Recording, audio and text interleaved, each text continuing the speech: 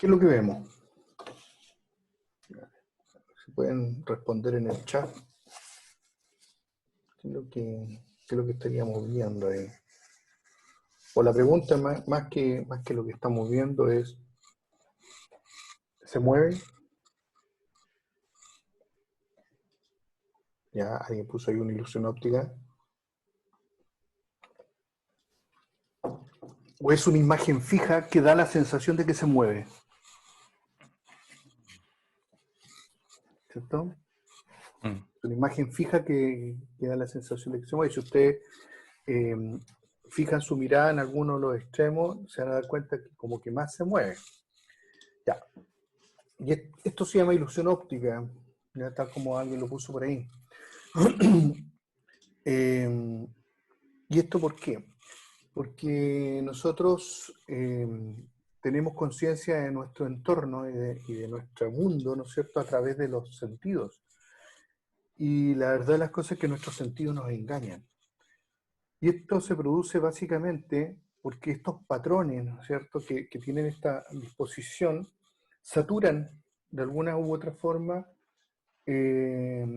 a nuestra retina, saturan de información luminosa nuestra retina y nos hacen pensar de que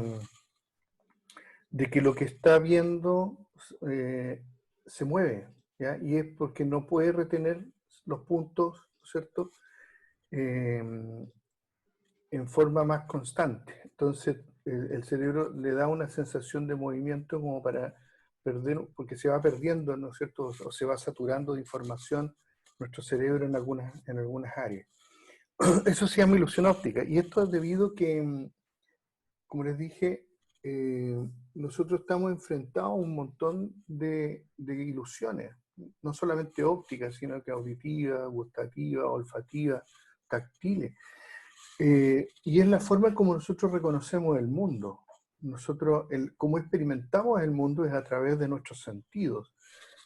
Entonces, yo lo que quiero plantear es que mucho de lo que vamos a ver en histología corresponde realmente a ilusiones ópticas. Son ilusiones, ¿ya?, de que algo está ahí, pero en realidad no es exactamente lo que queremos mostrar.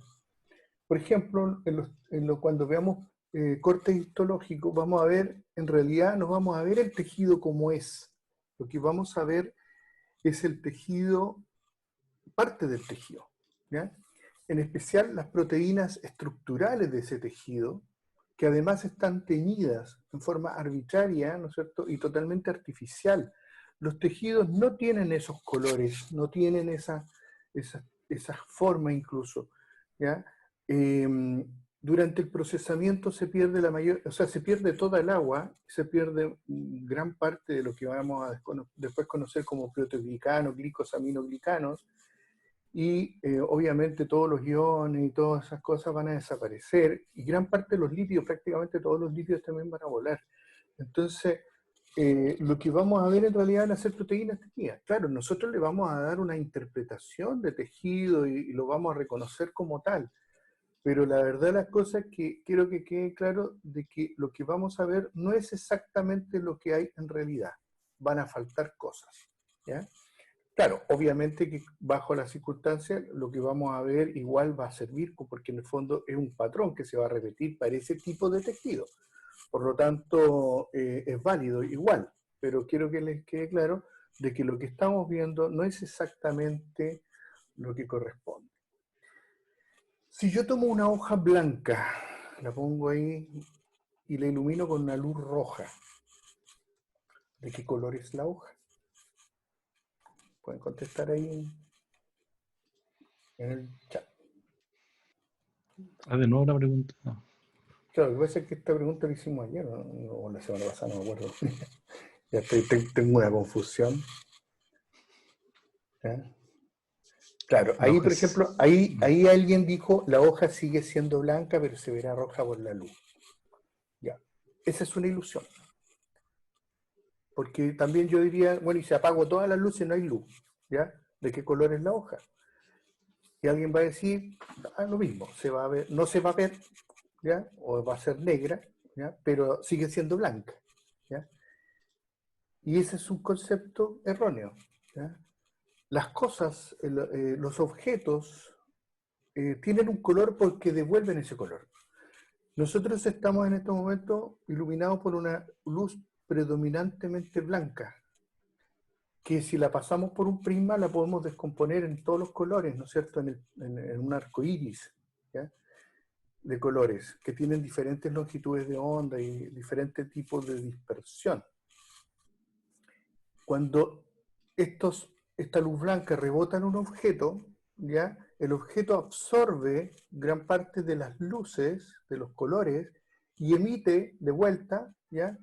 Una determinada longitud de onda, ¿ya? Que representa el color. Este tiene un color rojo más oscuro, ¿no es cierto? Y resulta que no es que la prenda sea roja, sino que devuelve el color rojo, ¿entienden? O una cosa blanca devuelve todos los colores, y una cosa negra no devuelve ninguno, o sea, lo absorbe, ¿ya? ¿Por qué? Porque el color es propiedad de la luz, no es propiedad del objeto.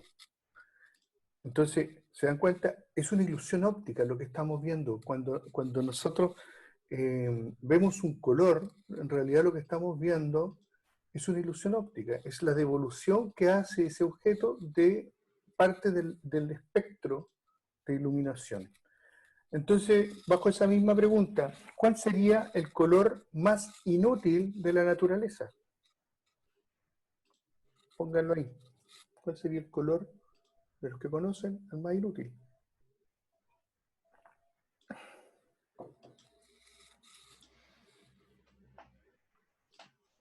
¿Quién da más?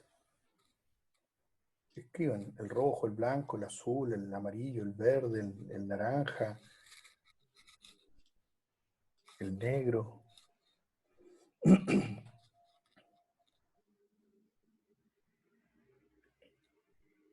Y ahora le hago la pregunta de vuelta, o una adicional. ¿Cuál es el color que devuelven las plantas?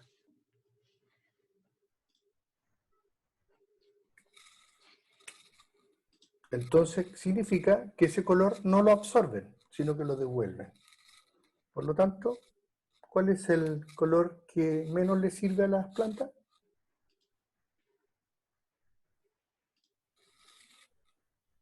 ¿Por qué? Porque el color es propiedad de la luz, no es propiedad del objeto. ¿Estamos? Ya. Entonces, hecha esa introducción, ¿ya? Vamos a ir con los métodos de estudio de la biología. Yo voy a hacer un pequeño, esto va a ir principalmente enfocado hacia la microscopía, pero vamos a hacer una pequeña indicación básicamente relacionado con cómo se empezó a desarrollar esto. Y vamos a hablar algo de historia con respecto a esto. ¿Ya? Los primeros estudios, usted tiene que retrotraerse en la historia hacia atrás, muy atrás, ¿ya? Las personas que se empezaron a interesar por el estudio de la biología, el estudio biológico, seguramente los primeros médicos, las primeras personas que hicieron sanación, etc., no tenían acceso a las cosas que tenemos actualmente, ni tenemos al background de conocimiento que existen, ¿ya? Ni siquiera el ámbito tecnológico. La tecnología era no era avanzada, por lo tanto tenemos que imaginar que las cosas que las personas podían ¿cómo se llama?, acceder a información era básicamente con sus sentidos. Solamente podíamos ver lo que había, ¿ya? Entonces, indudablemente, si nos empezamos a interesar por el ser humano, lo primero que vamos a ver es la parte morfológica, y podíamos distinguir caracteres secundarios masculino, femenino, ¿no es cierto? Que fenotípicamente los hombres eran de una forma, las mujeres de otra, ya que las personas cuando se cortaban con algo sangraban, ¿no es cierto? Entonces, pero de ahí entender la circulación sanguínea, ¿ya? Pero también podíamos entender de que había una cosa en el pecho que latía, que se sentía un movimiento, y que cuando se dejaba de sentir ese movimiento, y los pulmones no se inflaban ni se, ni se achicaban, porque tampoco conocían los pulmones, sabían que el pecho se agrandaba y se achicaba, ¿no es cierto? La persona estaba muerta, pero más que eso, no había mucho conocimiento. Seguramente los más interesados en el ambiente o los que trataban de entender un poco mejor, entendían de que, por ejemplo, presionando una extremidad que se la habían cortado, dejaba de sangrar, o incluso veían que estaba compuesta por hueso y carne, igual que los animales, porque ellos obviamente seguramente habían comido ya animales y toda la cuestión.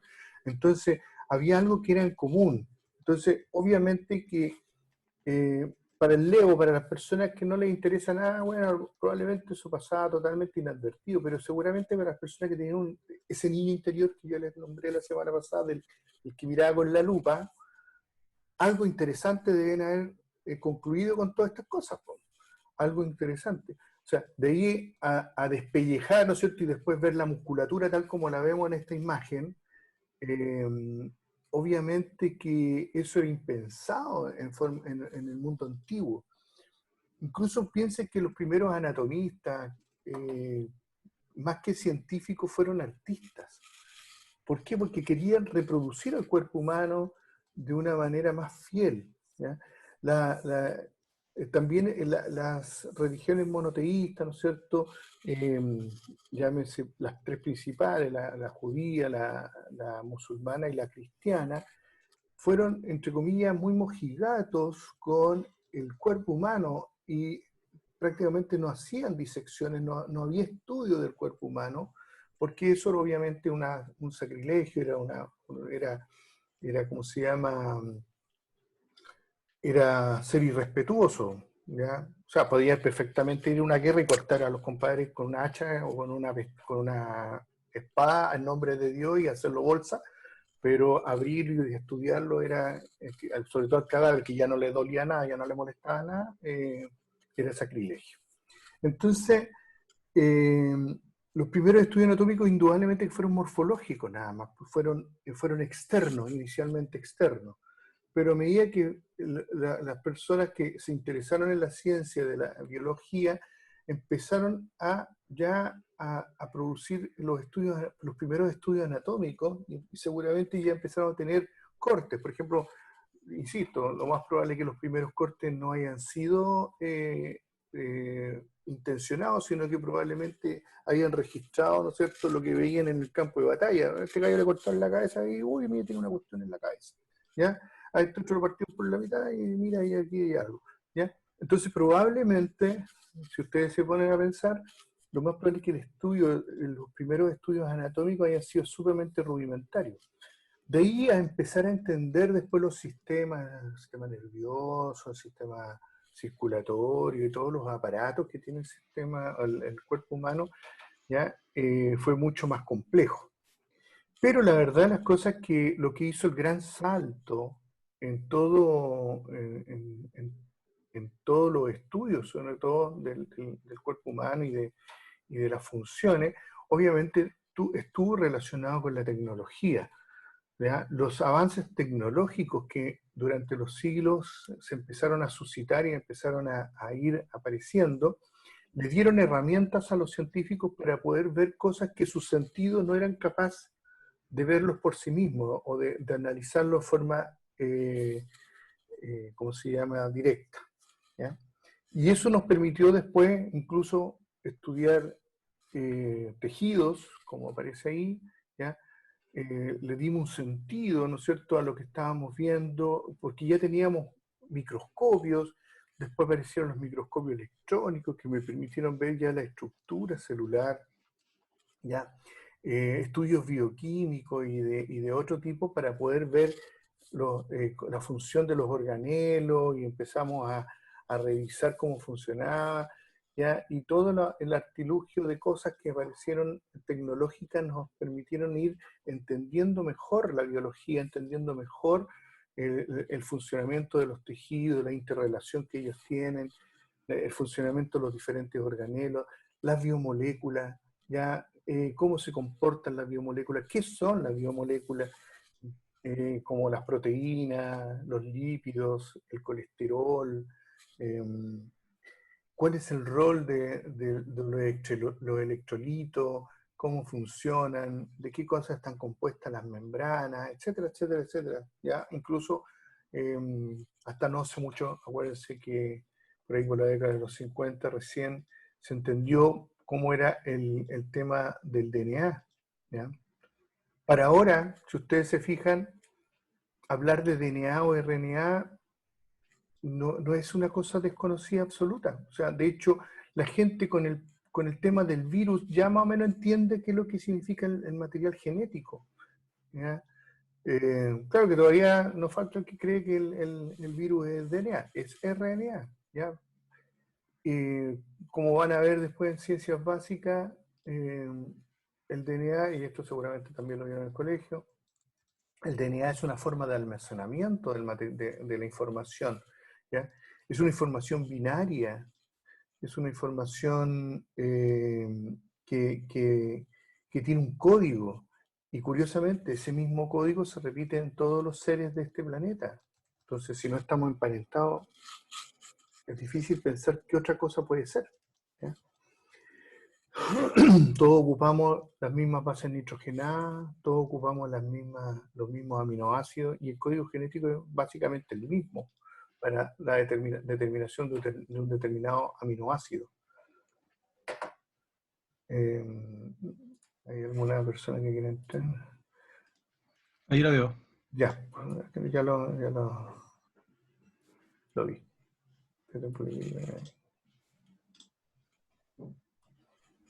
Entonces, tienes que pensar de que todo esto que se ha logrado conocer y que ahora es background, o sea, ustedes ya vienen con un cierto background, ya saben y entienden un montón de cosas que piensen, a ver, en la época de Hipócrates, o sea, que fue eso antes de Cristo, él hubiera tenido siquiera una mínima parte de lo que ustedes pueden tener de acceso al conocimiento actualmente, incluso de lo que ya ustedes manejan. Es infinitamente más información que la que ellos pudieron hacer. Todos los viejitos siempre se impresionan cuando ven que los niños con los netecitos chicos llegan a tomar un celular y lo saben ocupar inmediatamente. Y ellos tienen miedo de que si aprietan una tecla se va a echar a perder la cosa. ¿Ya? ¿Y es por qué? Porque los niños ya vienen con un background de conocimiento. ¿Ya? No es que traigan genéticamente, pero es que rápidamente captan todo porque en el fondo está en su mundo. ¿Ya? En cambio, los más viejos, ese mundo fue posterior a su etapa de niñez. Por lo tanto, se tuvieron que adaptar a ese mundo. ¿Ya? El niño nace en un mundo diferente ya. ¿Ya? Y seguramente vuestros nietos, ¿ya? Si es que algún día los tienen, van a tener otro background, ¿ya? Y ustedes que se creen tan tecnológicos probablemente van a quedar en la misma situación que sus abuelitos actualmente con respecto a la tecnología actual, ¿ya? Y es así. Las generaciones se van construyendo sobre los logros de las generaciones anteriores. Por lo tanto, todo lo que ustedes llegan a conocer es algo sobre lo que ya se había construido antes. Vamos a pasar ahora a el tema de la microscopía. ¿Por qué? Porque este fue el avance tecnológico que permitió de alguna manera extender este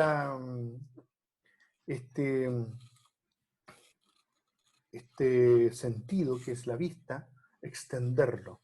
¿Ya? Entonces ustedes tienen que pensar de que primero que nada, el vidrio, ¿ya? es un material que se conoció hace mucho tiempo. ¿Ya? Y también seguramente ustedes tienen que pensar cómo puede haber ocurrido esto, sin ni siquiera mirar ahí cómo apareció el vidrio, etc. Tienen que pensar qué pasó con seguramente alguna aborigen, una persona de una tribu muy antigua, iba caminando por la arena y se dio cuenta que había una cuestión dura ahí en la arena, ¿ya? En una playa. Y tomó esa cuestión y era como una piedra, ¿ya? Y a lo mejor era media transparente y le llamó la atención, y entonces se dio cuenta, empezó a golpear cosas, se dio cuenta que era sumamente dura, pero también era relativamente frágil, se podía romper a lo mejor. Pero también en algún momento seguramente vio que cayó un rayo sobre la arena. Y después cuando fue a mirar ahí donde cayó el rayo, se dio cuenta de que había una parte que había un vidrio, un cristal. Entonces seguramente se le había ocurrido, oye, a lo mejor esta cuestión que... Y como seguramente ya la experiencia les decía que si esos rayos caían, no sabían lo que era, no sabían lo que era la electricidad, no sabían nada, pero sabían, por lo menos habían visto a lo mejor alguna vez un rayo y vieron cómo cayó una luz intensa que cayó sobre un árbol y ese árbol se empezó a incendiar. Entonces de haber pensado esto debe producir calor, ya, y por eso se quemó. Por lo tanto, a lo mejor si yo caliento mucho la arena, a lo mejor voy a obtener este mismo material. Y seguramente así empezó y apareció el vidrio. Y después seguramente pasaron muchas generaciones que fue pasándose esta información de cómo obtener vidrio, hasta que a alguien seguramente se le ocurrió, oye, y si yo este material lo soplo por dentro, le doy una forma y toda la cuestión, a lo mejor obtengo una vasija, ¿ya? Y así, efectivamente, empezaron seguramente a hacer las primeras vasijas de vidrio, ¿ya? Y seguramente dijeron, oye, esta cuestión sirve como para llevar agua o llevar cosas, ¿no es cierto?, líquidos. Y seguramente aparecieron las primeras cantimploras o botellas, ¿no es cierto?, de agua, y seguramente como las soplaban, seguramente tomaban una forma relativamente redonda, ¿no es cierto?, o esférica, y cuando le metían agua, y seguramente algún curioso habrá mirado y habrá visto que, oh, se ve lo del otro lado, pero se ve más grande, ¿ya? Entonces, tiene que pensar que la curiosidad seguramente debe haber producido todo ese efecto. De ahí el background de conocimiento que se acumuló hasta que por fin a alguien se le ocurrió, oye, si yo mezclo dos espejos, o sea, dos vidrios curvos y los pongo en un tubo, ¿no es cierto? Y descubrió que podía mirar más lejos, ya podía aumentar imágenes que estaban alejadas. Entonces, en realidad el primer uso que se le dio a estos lentes, estos verdaderos lentes, fue precisamente el catalejo, ¿cómo se llama? La posibilidad de ver cosas más cercanas, ¿ya? De cosas que estaban alejadas. Entonces empezaron a magnificar. Pero seguramente alguien también curioso dijo, bueno, y si yo en vez de mirar algo lejano, miro algo cercano, se verá más grande, y seguramente empezó a experimentar y se empezaron a dar cuenta que también servía, a lo mejor, pero había que hacer alguna modificación a este tipo de instrumentos. Es así como los primeros microscopios fueron básicamente lupas, lentes, ¿no es cierto?, como las que ustedes tuvieron cuando niños, obviamente con no esa calidad imposible, ¿ya? Pero sí veían, o sea, no entendían seguramente el fenómeno que pasaba, que se difractaban los rayos, ¿cierto?, etcétera. Cosas que ahora podemos saber porque existe una ciencia que es la óptica, ¿ya? Pero en esa época, imagínense que seguramente utilizaron estos artilugios, no sabían mucho la naturaleza de lo que estaban viendo, pero sí empezaron a entender de que si alejaban o acercaban los lentes, iban a obtener mayores o menores magnificaciones, y si se alejaban o se acercaban, de forma totalmente empírica, ¿ya? Y es así que aparecieron los primeros microscopios que en realidad no tenían soporte, no tenían nada, sino lo más parecía un catalejo, ¿ya? Como por ejemplo de Janssen, del siglo XVII, ¿ya? En los años 1600 y tanto, que ustedes pueden ver ahí que es lo más parecido a un catalejo, no nos recuerda a un microscopio. Bueno, seguramente empezaron a desarrollarse, entonces seguramente aparecieron algunas fábricas artesanales de estos aparatos y todo el cuento, y la gente empezó a utilizarlo, porque tiene que pensar que en el Renacimiento, por eso el nombre Renacimiento, renacimiento de las artes, de la ciencia, etc., la comunicación científica no estaba como ahora en base a paper o a internet ni nada, sino que era en base seguramente a comunicaciones que hacían las personas que hacían un descubrimiento ante una sociedad científica, ante una audiencia en especial, seguramente con puros caballeros encopetados, ¿no es cierto?, ¿cómo se llama?, con traje, etcétera, y que te miraban así como que eras maloliente y toda la cuestión, así mirándote como que tú eras nada, ¿ya? Pero indudablemente que eso, vamos a ver eso en la siguiente clase, por favor, Paulina, ¿ya? Vamos a ver que estos naturalistas, ¿ya?, o las personas que se empezaron a dedicar al estudio al principio, pero probablemente las personas que se empezaron a dedicar a la biología, se empezaron a diferenciar, porque en ese momento, en ese mundo, existían tres reinos solamente: el reino mineral, el reino animal y el reino vegetal, ¿ya? Entonces algunos seguramente utilizaban estos microscopios rudimentarios para poder ver cristales, ¿no es cierto?, minerales. Otros lo empezaron para mirar plantas y otros para ver animales. Entonces se empezaron a dar cuenta y a hacer reportes, como les digo ante estas sociedades científicas, de sus descubrimientos, ¿ya? Y seguramente no tenían fotografías, por lo tanto tendrían que contar lo que estaban viendo, y a lo mejor, si eran más o menos buenos para el dibujo, a lo mejor dibujar lo que veían, ¿no es cierto? Tienes que pensar de que no tenían tecnologías como para poder presentar de otra forma sus descubrimientos. Y fíjense, ahí Jan Swammerdam empezó o demostró, por ejemplo, que la sangre no era un líquido uniforme, como lo vemos. Nosotros vemos una cosa roja, ¿no es cierto?, ¿ya? Y probablemente cuando veamos que empieza a coagularse, a lo mejor con suerte vemos algunos corpúsculos, o sea, pero en el fondo todavía son acúmulos de corpúsculos. Probablemente este tipo lo que hizo fue mirar y ver que habían como unos puntitos, pero no pudo establecer exactamente qué es lo que era, pero por lo menos se dio cuenta de que no era un líquido uniforme, sino que era un líquido compuesto con cositas rojas, ¿ya? Otros seguramente miraron plantas, como Nehemiah Gray, y empezó a mirar las plantas y se dio cuenta que en los estambres de las flores, ¿no es cierto?, habían unos corpusculitos que después se volatilizaban, ¿ya? Probablemente no tenían claro de qué se trataba, pero por lo menos ya más o menos estaban entendiendo, ¿ya? Y acuérdense que en ese momento ya se empezaba a entender cómo funcionaba la agricultura, ¿ya? Probablemente ya habían cosas que lo habían dejado, ¿no es cierto?, para poder entender ¿cómo se llama?, que en el fondo esto a lo mejor tenía que ver con la reproducción de las plantas, etc., ¿ya? Otros empezaron allá a mirar algunos animalitos, seguramente hicieron disecciones, probablemente actualmente no pasaría por ningún comité de bioética, ya a lo mejor sus experimentos, porque probablemente hayan sido experimentos con animales vivos, quién sabe, ya.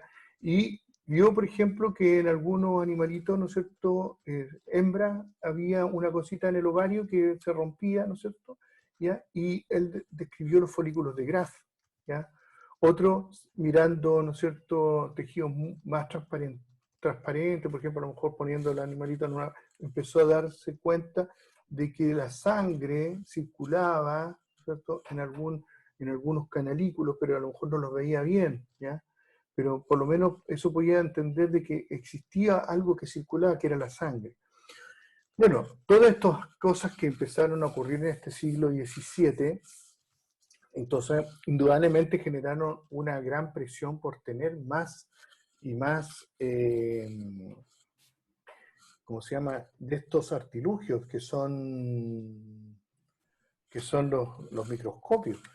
Y en ese sentido aparecieron ya microscopios con soportes, ¿ya?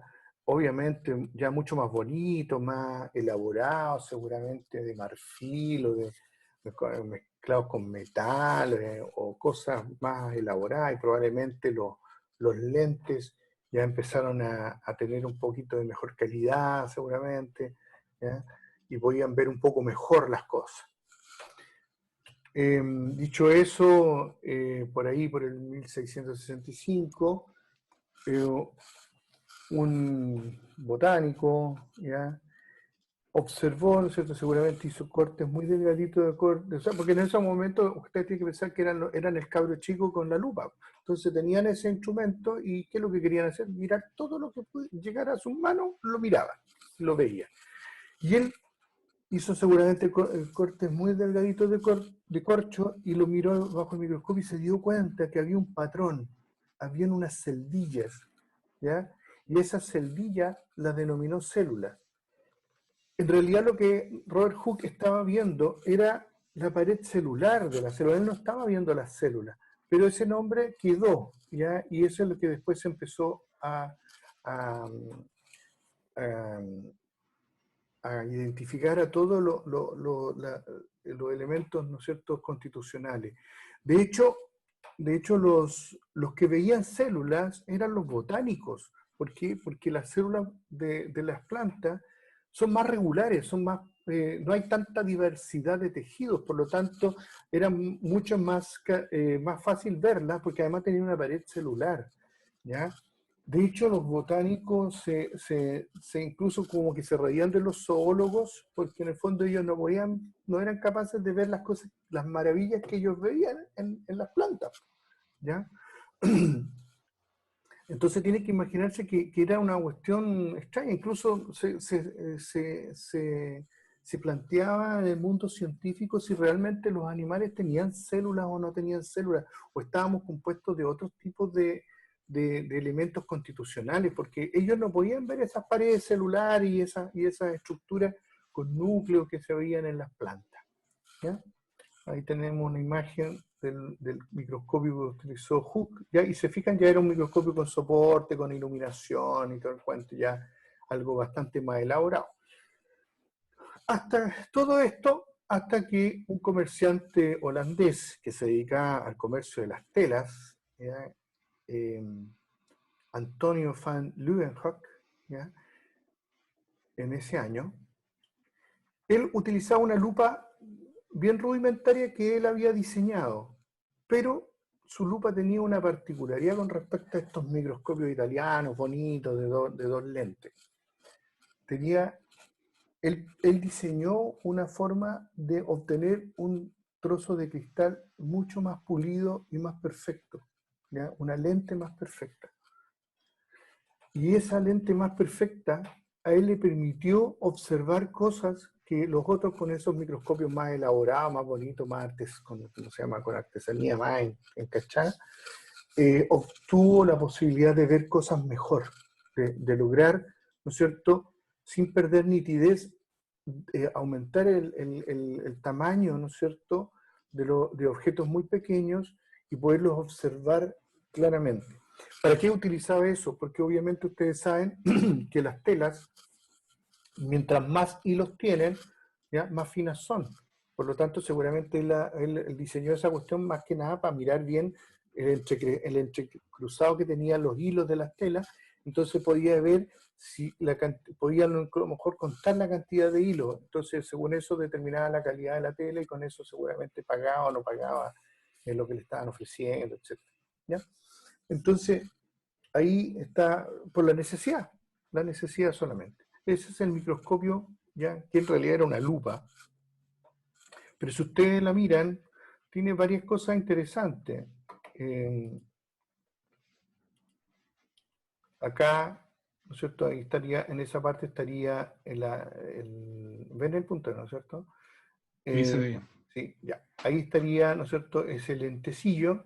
Esto sería un tornillito con una puntita, ¿no es cierto?, donde él colocaba la cosita a revisar, a observar, ¿ya? Y obviamente la utilizaba de esta forma, miraba hacia la luz, pues, ¿no? Porque obviamente si no había luz no iba a haber nada, ¿ya?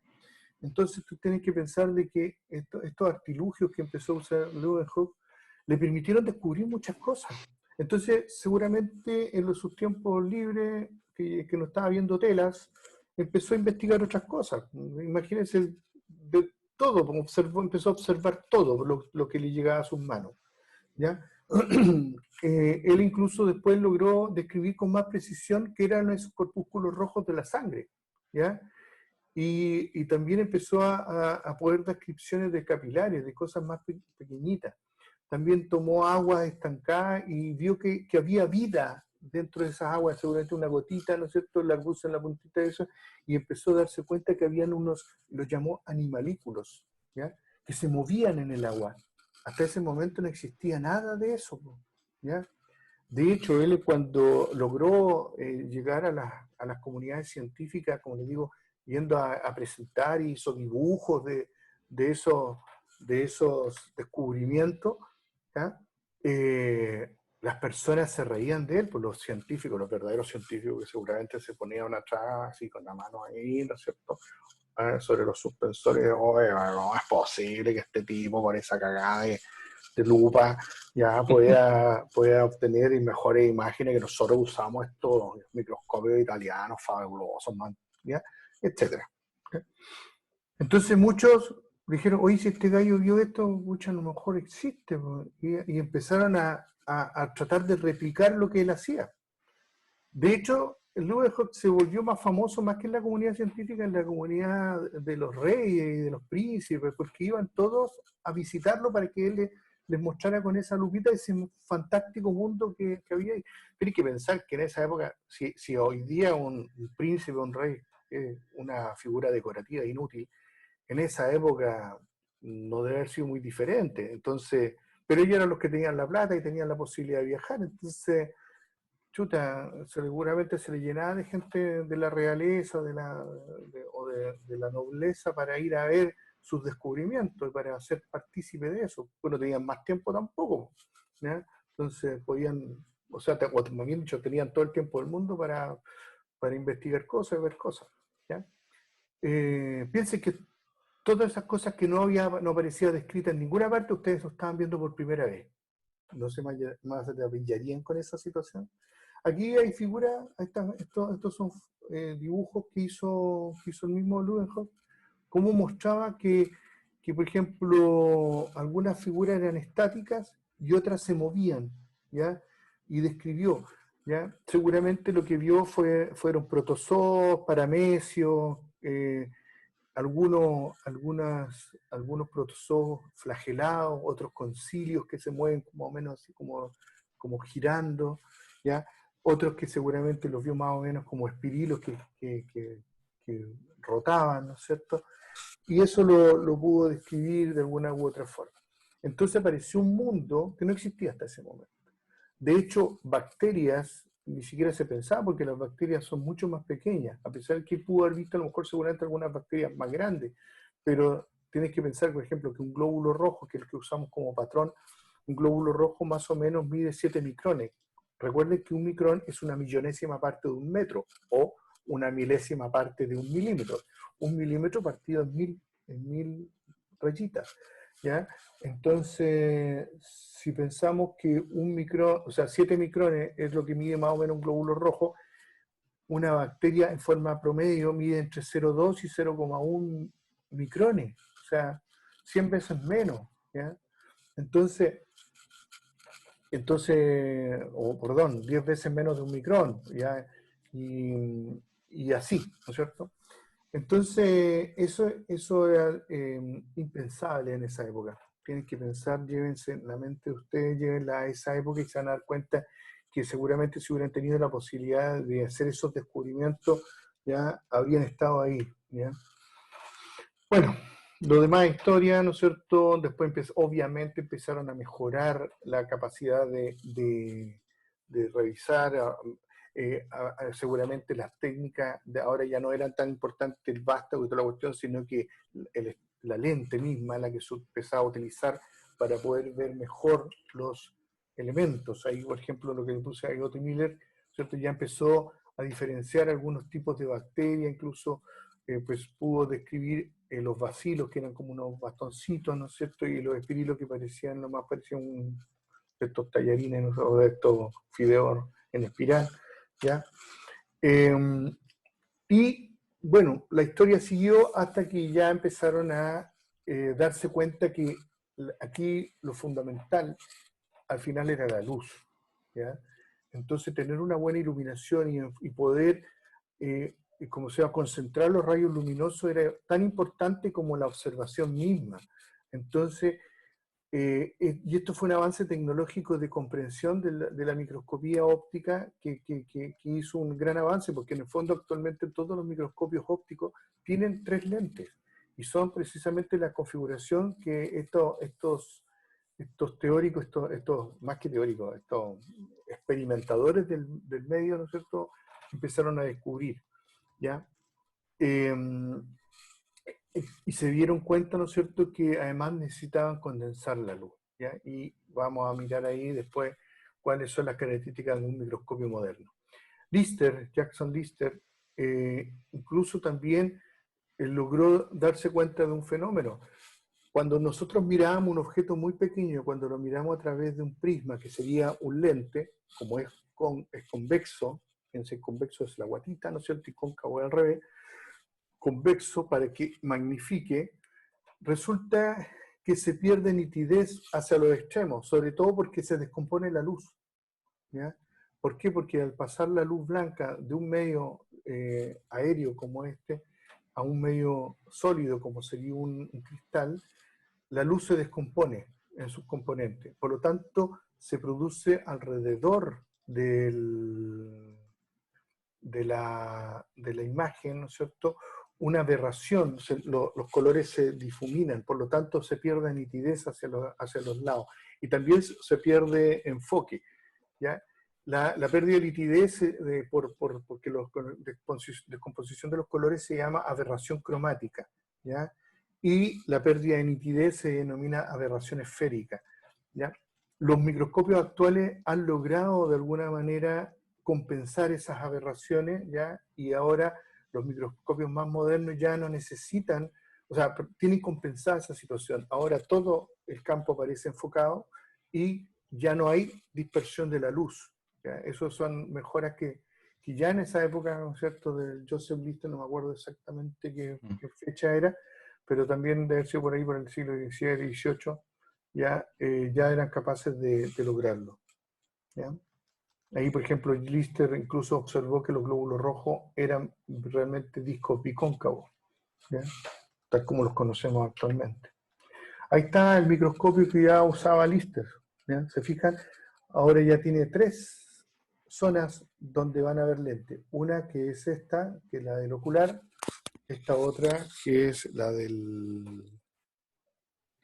objetivo, que es la que va a magnificar principalmente esta zona donde nosotros vamos a colocar el objeto que vamos a mirar.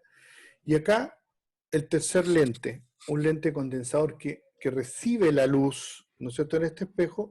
Esta luz rebota, ¿no es cierto?, y se mete hacia el interior, ¿no es cierto?, hacia este sistema óptico, ¿ya?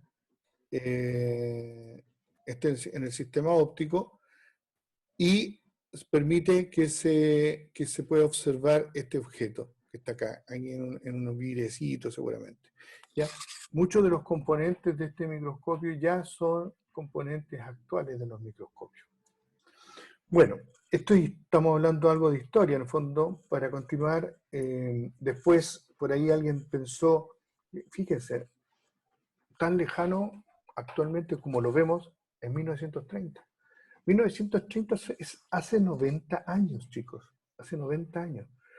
Alguien pensó, bueno, como los microscopios ópticos descomponen la luz y toda la cuestión, y si nosotros tratamos de buscar algo, y entonces la resolución que va a tener un microscopio óptico va a depender de la longitud de la onda luminosa, y el ojo humano es capaz de ver desde una determinada longitud de onda hasta otra. Por ya se está entendiendo que la luz era una onda, ¿ya? Entonces, si el ojo es capaz de determinar cierta longitud de onda, y si nosotros logramos usar una longitud de onda más pequeñita, ¿ya?, que sea más coherente, podemos ver cosas más chiquititas, más pequeñitas, y apareció el microscopio electrónico, ¿ya? Como ya habían experimentos con los tubos radios catódicos que podían, ¿no es cierto?, hacer correr electrones de un sector a otro, achicarlo, ¿no es cierto?, ya mediante imanes, etcétera, apareció el microscopio electrónico y un nuevo mundo apareció, ¿ya? Ahora las células las podíamos ver por dentro, ¿no es cierto?, y aparecieron organelos que antes no se habían visto, Por ejemplo, al principio solamente se veía el núcleo con suerte, pero ahora apareció la membrana celular, aparecieron las mitocondrias, aparecieron un montón de organelos que nosotros conocemos ahora y estudiamos, ¿ya? Entonces, gracias, ¿ya? Incluso apareció el ADN, la estructura del DNA y del RNA. Incluso aparecieron los virus. Piensa que hasta ese momento no existían los virus, porque no se conocían, no habían sido vistos nunca, hasta que con un microscopio electrónico se vio por primera vez un fago que es el virus de la poliomielitis, ¿ya? Y se empezaron a entender mejor cosas y se comprendieron, hay enfermedades que derivan de virus. Mira lo que estamos viviendo ahora, una pandemia por un virus, ¿ya? Piensen que se conocía la enfermedad, pero no se conocía el agente transmisor en 1918 de la gripe española, ¿ya? Sabía que había algo que filtraba, pero exactamente cómo era la estructura no se sabía. Entonces, imagínense todo lo que apareció gracias a la microscopía electrónica. Actualmente hay otros tipos de microscopios, porque ahora se está utilizando obviamente la tecnología que permite, ¿no es cierto?, hacer una recomposición de algo, ¿no es cierto?, que no está en un solo plano, ¿ya? Y apareció la microscopía confocal, utilizando iluminación láser, ¿no es cierto?, algunos determinados colorantes, etcétera, ¿ya? Y ahora no solamente podemos ver cortes de cosas, sino que ahora podemos ver, reconstruir, ¿ya?, múltiples planos, ¿ya?, como un escáner, por así decirlo, de muestras muy microscópicas, ¿ya? Y ese es el microscopio confocal, nos permite ver que algunas estructuras no eran como las pensábamos que eran. Y los microscopios de fuerzas atómicas, que ya ni siquiera utilizan la luz, es un microscopio pantográfico, que utiliza una puntita, ¿no es cierto?, muy pequeñita, ¿no es cierto?, y que detecta la forma de las moléculas, y después en un computador, ¿no es cierto?, se hace un análisis con inteligencia artificial indudable y se obtiene una imagen tridimensional de una molécula. Estamos hablando de moléculas, ¿ya? Entonces, imagínense el futuro, ¿ya? ¿Qué cosas tecnológicas nos deparan? El microscopio óptico, como lo conocemos, ¿ya? El microscopio óptico, esto ya no ha variado mucho. Ahora, obviamente, las variaciones son básicamente que aquí se le incorpora en esta zona, en el cuerpo del microscopio, dentro de la zona óptica, ¿no es cierto?, entre esta parte y esta otra, se les incorporan cámaras digitales que permiten, ¿no es cierto?, obtener imágenes bastante grandes. Ya no podemos mirar en el ocular, pero también lo podemos mirar en una pantalla de un computador, ¿ya? Pero los elementos básicos son los mismos para para todos los microscopios ópticos que existen. Vamos a ir viendo cada una de las cosas. Hay una zona donde se coloca el espécimen, que se llama platina, ¿ya? Esta platina está ubicada en esta zona, ¿ya? Ahí nosotros, habitualmente, las observaciones microscópicas que hacemos actualmente son en base a láminas, ¿no es cierto?, de vidrio, ¿ya?, que se llaman portaobjetos, donde colocamos un cortecito muy finito, ¿no es cierto?, de una determinada estructura, y luego le colocamos un vidriecito arriba para proteger eso, está teñido todo el cuento, ¿ya? Y obviamente, si ustedes se fijan bien, esta platina, ¿ya?, con estas cositas que están acá, que se llaman tornillos macro y micrométricos, que los vamos a ver más adelante, puede subir y bajar, y eso permite hacer el enfoque, ¿ya? Lo pueden subir y bajar. Y, o sea, ese es uno de los ejes del espacio, el eje Y, ¿cierto? Podemos, los otros dos ejes, que serían el eje X y el eje Z, ¿no es cierto?, lo podemos mover, ¿no es cierto?, con estos otros tornillitos que están acá, ¿ya? Son tornillos verticales, y nos permiten hacer un barrido, un desplazamiento por toda la muestra. Si ustedes se fijan bien, aquí hay unos números milimetrados, ¿no es cierto?, que nos permiten hacer coordenadas. Por ejemplo, nosotros siempre vamos a colocar la plaquita de una determinada posición, entonces si nosotros observamos en el punto 5 acá y 2 acá, en el fondo las coordenadas nos permiten determinar nuevos puntos. Entonces, si uno quiere volver rápidamente a un hallazgo interesante dentro del tejido, dentro de lo que están mirando, ¿no es cierto?, basta con que anoten las coordenadas que les generan estos dos ejes, ¿ya? Y ahí es más fácil determinar. ¿Ya? Es como un mapa, establecer un mapa, ¿ya? Debajo de la platina hay un lente que es un lente condensador, que condensa, como dice su nombre, condensa la luz en un determinado puntito que hace que haga foco en el objeto que está en la platina, ¿ya? Este lente se puede subir y bajar para mejorar su enfoque, ¿ya? De la luz, y también tiene una palanquita acá, si ustedes la miran, ahí hay una palanquita, y esa palanquita permite abrir o cerrar un diafragma. Recuerde que los diafragmas, ¿para qué sirven? Para disminuir o aumentar la fuente luminosa. Si la fuente luminosa es muy pobre, habitualmente uno abre los diafragmas. Si la fuente luminosa es muy violenta, muy fuerte, ¿no es cierto?, uno achica. Es lo que nos pasa con los ojos a nosotros cuando salimos de esto, por ejemplo, estamos en una zona media oscura, salimos a la calle e inmediatamente las pupilas se nos contraen. ¿Por qué? Porque en el fondo hay mucha luz. Y al revés, cuando entramos a un lugar oscuro, nuestras pupilas se dilatan, que serían nuestros propios diafragmas, ¿ya? ¿Por qué? Porque ahí hay menos luz. Exactamente funciona de la misma forma, ¿ya? Acá la fuente luminosa que está acá abajo, si ustedes se fijan bien en este mono, aparece una luz media amarillenta, porque hasta este momento, o por lo menos este mono es de cuando existían los microscopios con luz incandescente, ¿ya? La fuente luminosa era una luz incandescente, pero actualmente las luces son LED y pueden ser luces blancas absolutamente. Las luces incandescentes tienen una tendencia al amarillo, por lo tanto, necesariamente incluso estos lentes condensadores necesitan tener dentro de su construcción un filtro, ¿ya? Un filtro azul para compensar el amarillo de la fuente incandescente. Entonces, pero actualmente no son necesarios porque, como les digo, las fuentes son luminosas. Estos lentes condensadores también pueden tener diferentes filtros, filtros que polarizan la luz, que cambian un poco la longitud de onda o cierran, ¿no es cierto?, modifican la capacidad lumínica de la que está recibiendo acá, ¿ya? Por acá, aquí hay una ruedita, ¿no es cierto?, que intensifica, es un dimmer, ¿no es cierto?, un mero dimmer que aumenta o disminuye la intensidad de la luminosidad, ¿ya? Pero Entonces, no todo el mundo sabe que es un dimmer, Ricardo. bueno, pero nunca has visto estos que tienen como una ruedita que les sube la luz y otro que después la atenúa. Cuando quieren ponerse romántico la bajan y cuando la quieren ver bien, ¿no es cierto?, la suben, ¿ya? Eso se llama dimmer, ¿ya? Potenciómetro. Cuando es un selector de intensidad, ¿ya? Selector de intensidad. Un dimmer. Eso se llama dimmer. Entonces, este lente condensa, como les digo, la condensación, para ver objetos con mayor detalle, necesitamos condensar más la luz. Entonces, cuando usamos objetivos con mayor amplificación, necesitamos que la luz esté mucho más condensada, ¿ya? Y cuando usamos lentes de menos intensidad, la luz puede ser más difusa. Recuerde que la luz se dispersa en forma aleatoria y en forma abierta, ¿ya? Entonces, para poder condensar nosotros tenemos que usar una lupa, ¿ya? Acuérdense lo que hacían ustedes. ¿Qué es lo que hacían ustedes cuando tomaban la lupa y quemaban hormigas? En el fondo estaban condensando la luz. Exactamente lo mismo. Queremos hacerlo, pero ahora con la fuente de iluminación que hay acá abajo. Aquí hay lo que se llama un revólver, ¿ya? Que es eso, ¿ya?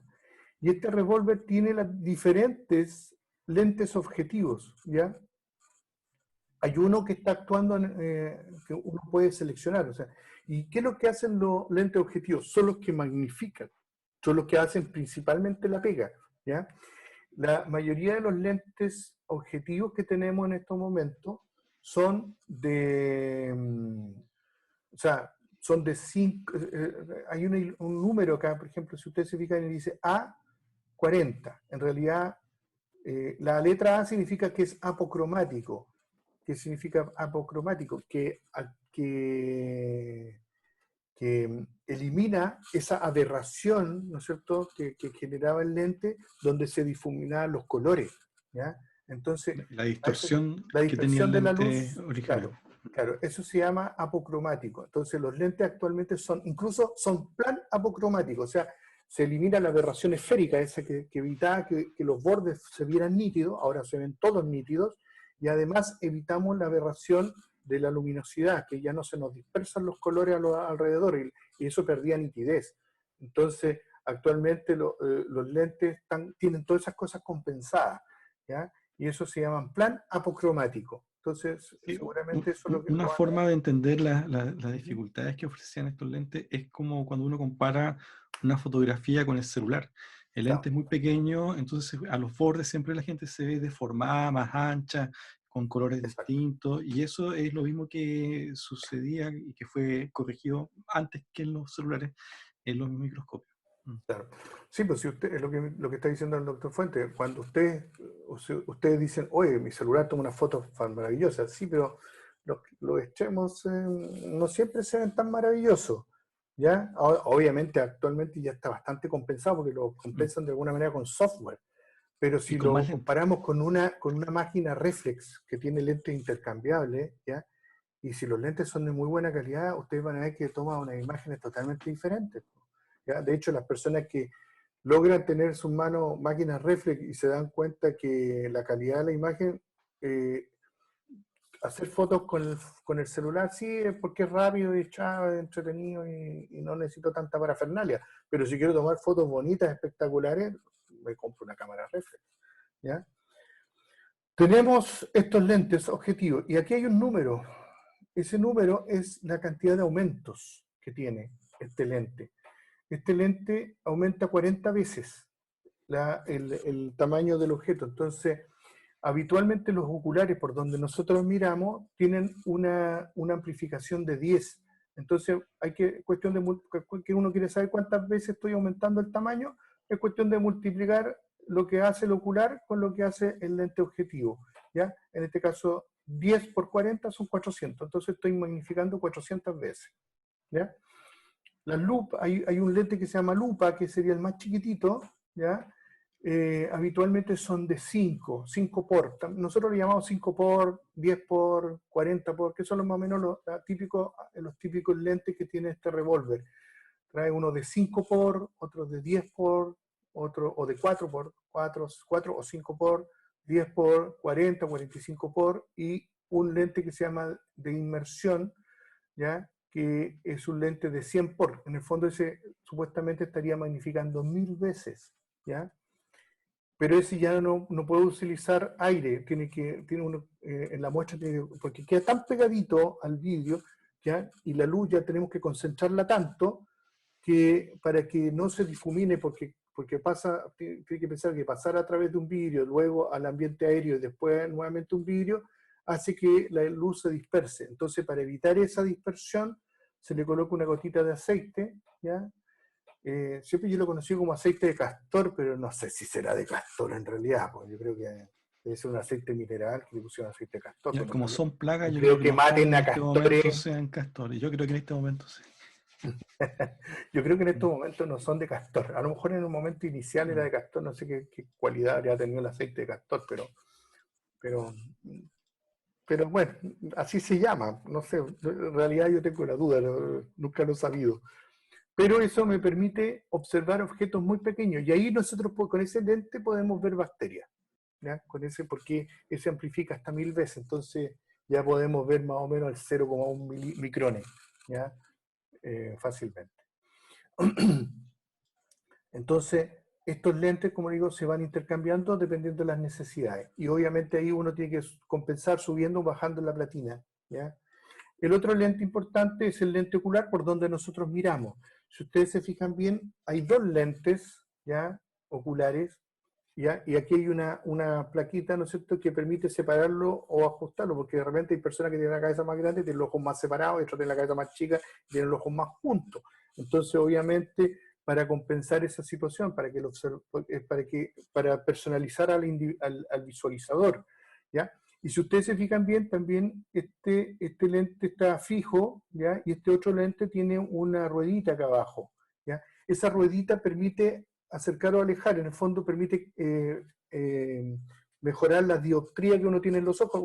Muchas veces, todos los que usamos lentes, muchas veces no tenemos la misma dioptría, ¿no es cierto?, la misma deficiencia en un ojo que en el otro. En uno vemos un poquito más nítido que en el otro, etc. ¿Ya? Eso es para compensar, ¿ya? Entonces, ¿qué es lo que hacemos? Enfocamos con el fijo, con ¿ya? Con el ojo derecho, en este caso derecho, en otras marcas será el izquierdo, no sé, ¿ya? Y luego, cuando ya tenemos enfocado con este ojo, movemos la ruedita hasta que enfocamos con el otro ojo y así vemos una sola imagen perfecta, ¿ya? Ahí obviamente es conveniente no utilizar anteojos porque obviamente la idea es acercar los ojos. Tampoco se trata de meter los ojos. ¿Ya? Es típico cuando uno le presta un microscopio a una mujer, sobre todo que anda con rímel y con las pestañas, te deja toda la cuestión llena de rímel el ocular.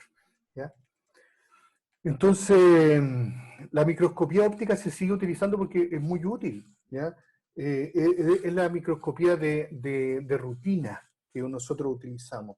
Las otras microscopías electrónicas, todo eso son más que nada para investigación, pero para la microscopía normal de histología, incluso de patología, nosotros en patología usamos un microscopio óptico convencional. Lo que única diferencia, como les digo, que actualmente tienen cámaras acá, cámaras electrónicas, cámaras digitales, que permiten tomar una imagen y poder analizarla con más detalle, etc. ¿Ya? Todas esas cosas son importantes de utilizar. Yo les dije que este tornillito que está acá al lado, ¿ya? Este se llama macro y micrométrico. ¿Qué es lo que hace? Sube y baja la platina para poder enfocar, porque cuando nosotros estamos mirando, de repente no podemos enfocar bien, ¿ya? Entonces esto, el macro, ¿ya? El tornillo grande, mueve ampliamente la platina, la mueve hacia arriba y hacia abajo. Entonces cuando nosotros ya encontramos más o menos dónde está el foco, nosotros con este otro tornillito afinamos. Es como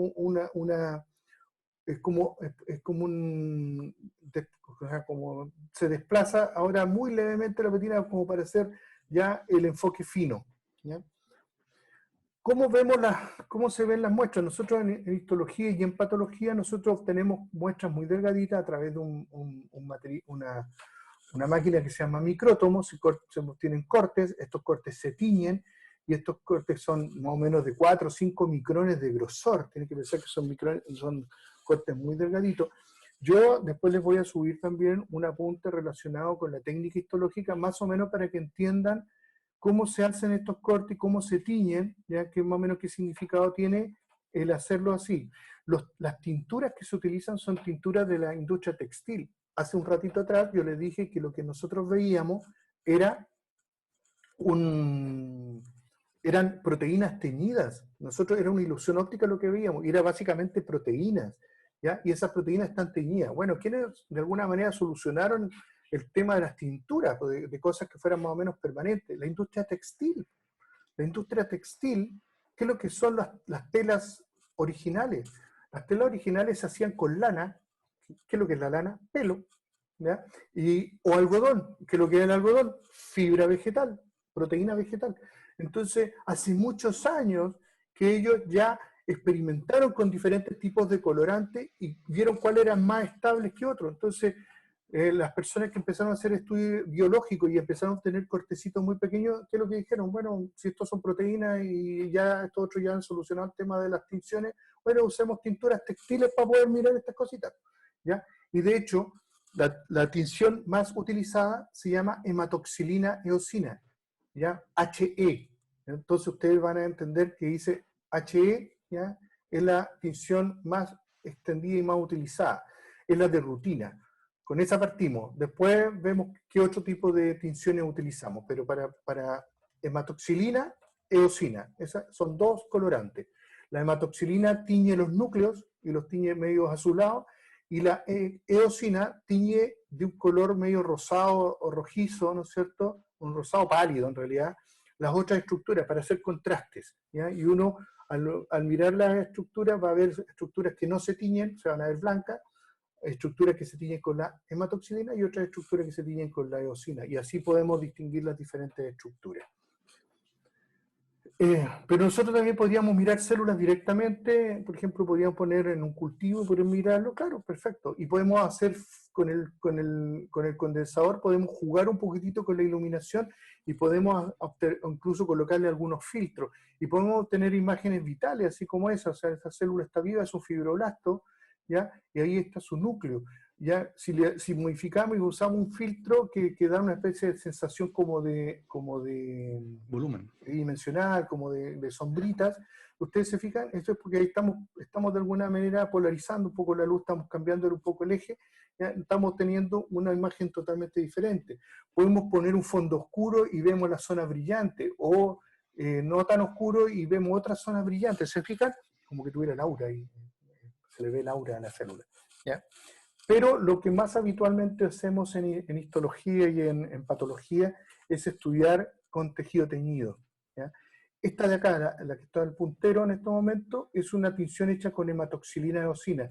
Los diferentes tejidos van a tener diferentes capacidades tintoriales, algunos se van a tener más rosados, otros menos rosados, pero habitualmente los Afinidad núcleos, tintorial. claro, afinidad tintorial, y la mayor parte de los núcleos de las células se van a ver azulitos, ¿ya? Entonces, nosotros donde vamos a ver puntitos azules, ¿ya? Vamos a saber que son núcleos celulares. Esta otra técnica que está acá al lado, ¿ya? Esta que se ve más roja, el epitelio, se llama, esta que está acá más rojo, ¿ya? Esta es una tinción de Papa Nicolau, ¿ya? La tinción de Papa Nicolau tiñe la queratina, la tiñe bastante roja, ¿ya? La tinción de Papa Nicolau es una tinción, no es una técnica. Entonces todos reconocemos el Papa Nicolau como un frotis que se le hace a la mujer para ver si hay posibilidad de cáncer de cuello de útero. En realidad es una tinción, ¿ya? Hay otras tinciones, ¿no es cierto?, que podemos ver cartílago, otras que nos permiten unos colores bien bonitos, etcétera. Este es un tricrómico de Masson, pero no me acuerdo exactamente cuál era la que se utilizaba para los cartílagos, ¿ya? O para ver ciertas proteínas en especial, por ejemplo, esta es una técnica de orceína que permite ver estructura elástica. Aquí hay otra tinción, creo que azul de Mallory, que también nos permite ver estructura elástica, ¿ya? Algo similar a lo que estamos viendo acá, pero se fijan, la misma estructura la teníamos con dos colorantes diferentes. Bueno, después aparecieron los colorantes fluorescentes, ¿ya? Al principio estas cosas fluorecían con luz ultravioleta, pero obviamente la luz ultravioleta es muy peligrosa para los ojos, ¿no?, para el ser humano. Entonces ahora estos son elementos fluorescentes que brillan, ¿no es cierto?, en la oscuridad, porque esto se utiliza muchas veces en una zona oscura, ¿ya? Y se le emite una determinada longitud de onda, casi un láser, ¿no es cierto? Y estos colorantes fluorescentes brillan en la oscuridad y un computador interpreta los colores y después los recompone, y es por eso que nosotros podemos ver estas tinciones. Se utilizan más en investigación, ¿ya? Y cómo se produce la afinidad en base a anticuerpos. Después nosotros vamos a ver un poquito más, o sea, en algún momento vamos a hablar de inmunofluorescencia o inmunohistoquímica, que sería otra de las técnicas inmunológicas. La técnica inmunológica permite que un anticuerpo se pegue, ¿no es cierto?, a una determinada proteína, y como ese anticuerpo viene con una molécula pegada, ¿no es cierto?, una molécula que fluoresce, ¿no es cierto?, me detecta la molécula. Entonces, si la molécula está, se va a quedar pegado y la cuestión va a fluorecer. Si la molécula no está, no se va a quedar pegado, cuando la vemos la muestra no va a quedar pegada, por lo tanto, después cuando yo la ilumine no voy a ver la estructura. Por lo tanto, quiere decir que no está, ¿ya? Eso con respecto a las técnicas que se utilizan en microscopio. Estas técnicas que utilizan fluorescencia necesitan unos microscopios especiales, ¿ya?, que son muy caros y son muy complejos, ¿ya? Por lo tanto, no son muy utilizados, se utilizan más bien en investigación, cuando uno tiene acceso a estos microscopios. Pero obviamente, si solamente tengo acceso a microscopio óptico, no voy a utilizar esta técnica, ¿ya? Bueno, un poquito para hablar de microscopía electrónica. Hay dos tipos de microscopía electrónica, ¿ya? Una que hace algo similar al microscopio óptico, pero en vez de utilizar luz, como aquí tenemos aquí la fuente de luz que va hacia arriba, aquí hay una proyección de electrones, ¿no es cierto?, que son enfocados de alguna manera, colimados, ¿ya? Eso se llama colimación, cuando tú los enfocas y los juntas, en base a unos imanes, ¿no es cierto?, que dispersan o condensan estos electrones y permiten ver preparaciones muy pequeñitas, muy delgaditas, y poder verlas, ¿no es cierto?, en una zona de observación. Actualmente ya ni siquiera los miramos, solamente hay un computador en relación a esto, se obtiene la imagen y se ve en el computador, ¿ya? Pero podemos ver cortes de las células y vamos a ver algunas cosas. ¿ya? Y en la otra microscopía se llama electrónica de barrido, donde nosotros vemos el contorno de elementos muy pequeños como bacterias, hongos, células, etc. Y nos da una imagen de su aspecto tridimensional. La microscopía electrónica de transmisión nos da un aspecto del corte, ¿ya? Y las diferentes, ¿ya? Sí, tienen que usar alto voltaje para que precisamente producir el rayo, si no, no lo van a producir, ¿ya? Pero como digo, todas estas cosas ya son muy antiguas, actualmente los microscopios electrónicos son sumamente tecnologizados, ¿ya? Y como le digo, más vale ver un ejemplo y con eso se va a entender mejor. ¿Qué es lo que permitió el microscopio electrónico? Avanzar en nitidez y en definición, ¿ya? La resolución. ¿Qué es lo que es la resolución? La resolución es lo que nosotros nos permite diferenciar dos puntos que están muy cercanos realmente como dos puntos. Si tenemos baja resolución, al mirarlo lo vamos a ver como un solo punto. Pero si tenemos buena resolución, lo vamos a poder ver que son dos puntos realmente. Mientras más pequeña es la distancia entre los dos puntos, ¿ya? Y somos capaces de ver esa separación, eso se le denomina resolución. Es algo muy parecido, no es lo mismo que nitidez, ¿ya? Se tiende a confundir. De hecho, yo después les voy a dar una tarea para que revisen exactamente estos términos. En una microscopía de transmisión vamos a ver cortes de las células. Por lo tanto, estas células tienen que ser preparadas, etc. Esta es una célula vegetal, por lo tanto tiene pared celular y por eso se ve tan regular, ¿ya? Por ahí están las mitocondrias, los cloroplastos, toda la cuestión. Este es un núcleo, ¿ya? De la célula. Esta es otra microscopía de transmisión de una bacteria. Fíjense, no hay núcleo. El material, esto que ustedes ven acá es básicamente material genético. Está disperso por la célula, ¿ya? Tiene una pequeña pared celular, etc. Y acá lo que estamos viendo es un macrófago, o sea, un fagocito que está engulléndose una bacteria, ¿ya? Entonces, y fíjense, estos gránulos que están acá, estos gránulos lo que hacen, están próximos a desintegrar esta bacteria, se están acumulando acá para desintegrar esa bacteria. Esa es la microscopía de transmisión. Entonces, lo que vemos son cortes, ¿ya? En el cambio, de la microscopía de barrido, lo que vemos son contornos, ¿ya? Fíjese, esta es la punta de una aguja, que si nosotros la tocamos nos pinchamos, pero si la miramos con la microscopía nos damos cuenta que es roma, no es puntual, termina en algo romo. Y si la empezamos a ver de más cerca, con mayor aumento, nosotros empezamos a dar cuenta que hay unos bastoncitos, unos chispos, no sé, de esos unos pancillos, panecillos, ¿ya? Y en realidad todas estas son bacterias, ¿ya? Está lleno de bacterias, ¿ya? El mundo está lleno de bacterias. De hecho, nosotros en nuestro cuerpo tenemos más bacterias que células propias. Nos dimos cuenta, sí, nos dimos cuenta de que las células no eran planas, sino que eran más bien como unas piñatas. Fíjese que hay un macrófago que está engullendo, está fagocitando dos levaduras. Estas son levaduras, ¿ya? Son como se llama, hongos.